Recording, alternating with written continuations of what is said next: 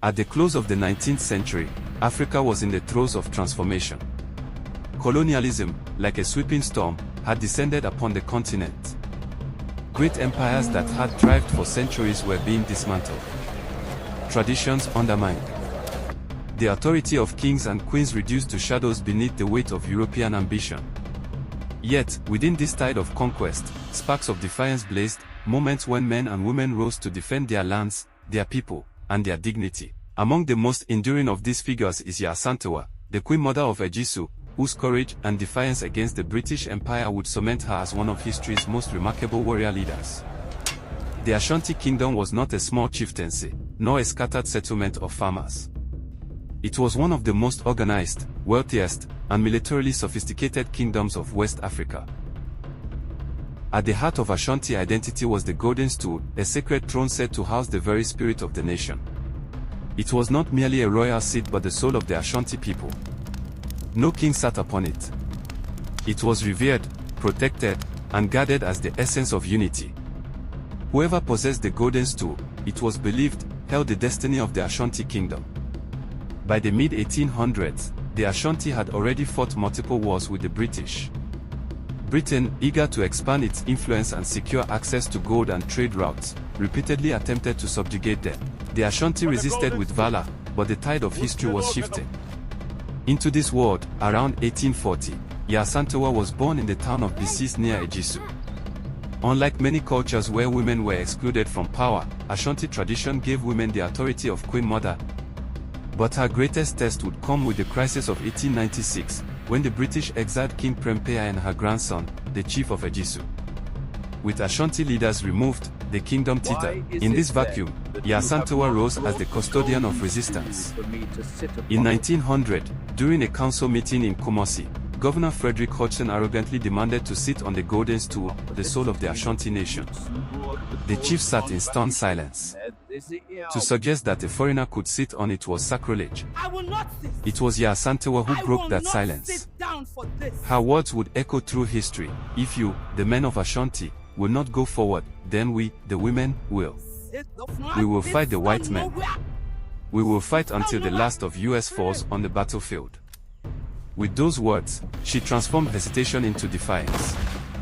She organized supplies, rallied women to cook, carry water, nurse the wounded, and when needed, to fight.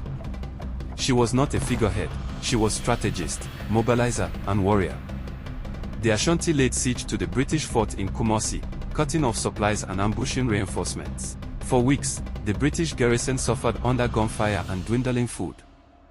The Ashanti's guerrilla tactics, using dense forest as cover, baffled the British. Yet the empire's might was vast. Reinforcements eventually broke the siege. Villages were burned, crops destroyed, and resistance slowly crumbled. Still, Yaa Asantewaa urged her people on, insisting the stool, the soul of Ashanti, must never fall into foreign hands. In 1901, after months of bitter fighting, she was captured. They exiled her, along with her closest advisors, to the Seychelles. In the Seychelles, Yaa Asantewaa, frail but regal, sat by the ocean gazing toward the horizon. She told stories of Ashanti's golden days, of battles fought, of sacrifices made. She reminded her people that though their bodies were bound by colonial power, their spirits were unbroken. In 1921, 2 decades after her capture, Yaa Asantewaa passed away in exile. Far from the land of her ancestors, far from the stool she had defended, she was buried quietly, without the drums and festivals that should have marked the passing of a warrior queen. But death did not end her story. If anything, it amplified it. News of her passing traveled back to the Gold Coast, where she became legend, the grandmother who became a general, the woman who stood when men faltered, the leader who gave her people courage. The Golden Stool remained hidden from British hands, safeguarded just as she had vowed. Ashanti identity endured, preserved by memory and tradition. When the winds of independence swept across Africa in the mid-20th century, her name returned as a beacon. Leaders like Kwame Nkrumah invoked Yaa Asantewaa as proof that Ghanaians had always resisted domination.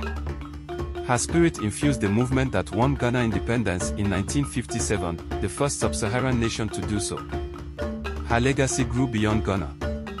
Across Africa and the diaspora, she became a symbol of black resilience, of women's leadership, of the unbreakable human spirit.